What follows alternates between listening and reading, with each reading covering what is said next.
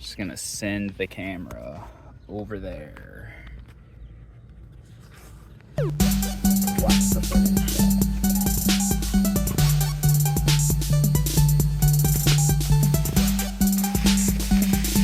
What up, world? It's BK here. I hope you're having a wonderful day, and if not, cheers to better days.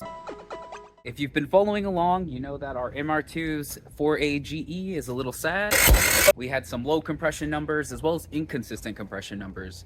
The other thing we noticed is that it has a bit of an oil leak and there is smoke coming out of the exhaust. See it right there. That had got me thinking that it might be time to rebuild it. We should just pull it out, rebuild the whole engine. And then I started doing some searching online and realized that, well, maybe there's something. Actually, here, let me show you. Here we have the spark plugs, and this is the order 4321. If we take a look, our lowest compression plug has some browning here, with our lowest compression cylinder being the one that has browning on top of the spark plug. Makes me think that oil's dumping into it. If you know why that might be or you have any suggestions, please leave it in the comments. Another interesting thing is how black this one is, which is the highest compression, but these ones are whitish. This one is less white, has the browning. They're wet, like they have a sludginess to them. You see? My camera's getting too hot. Change your job. Up class to detective, because we're going on an investigation. Just looking it over, taking our time, checking it out. What kind of jumps out to me a bit is the bolts are black here and then like not here. So maybe it's been off before. See if we can get any shots.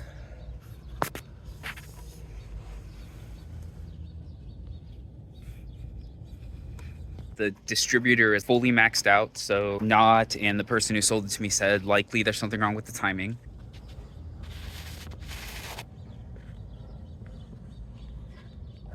After reviewing the footage, I don't think that it's leaking from the valve cover gasket.